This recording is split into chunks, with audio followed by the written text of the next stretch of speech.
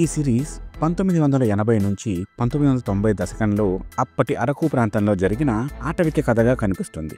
మరి అరకులోనే ఓ గ్రామంలో దాసు అనే తక్కువ జాతికి చెందిన కుర్రాడు ఓ హత్య కేసులో జైలుకి వెళ్లాల్సి వస్తుంది. ఈ క్రమంలో మరోపక్క రంగాచారి అదే గ్రామంలో భగవంతుని నమ్ముతూ విష్ణువు అవతారాలపై తమ రంగాచారి నాటక మండలి పేరిట నాటకాలు వేస్తూ ఉంటారు. అయితే ఈ నాటకాలలో ఏ అవతారం ఏ రోజు చేస్తారో అదే రీతిలో అనుమానాస్పదంగా దారుణంగా హత్యలు జరుగుతూ ఉంటాయి. దీనితో ఆ గ్రామ ప్రజలు ఇదంతా ఆ భగవంతుడే పలు అవతారాల్లో చేస్తున్నాడు అని బలంగా నమ్ముతారు. ఈ నేపథ్యంలో పోలీస్ ఆఫీసర్ విరాట్ రంగాచారిని అనుమానిస్తాడు. మరి ఈ క్రమంలో నెలకొన్న కొన్ని సస్పెన్స్ వెనక ఉన్నది ఎవరు, వారిని ఎందుకు చంపుతున్నారు, విరాట్ స్నేహితుడు అక్కడి ఎస్ఏ మరణానికి కారణం ఎవరు, రంగాచారికి జీవితంలో జరిగిన విషాదం ఏమిటి అనేవి తెలియాలి అంటే ఈ సిరీస్ని చూడాల్సిందే.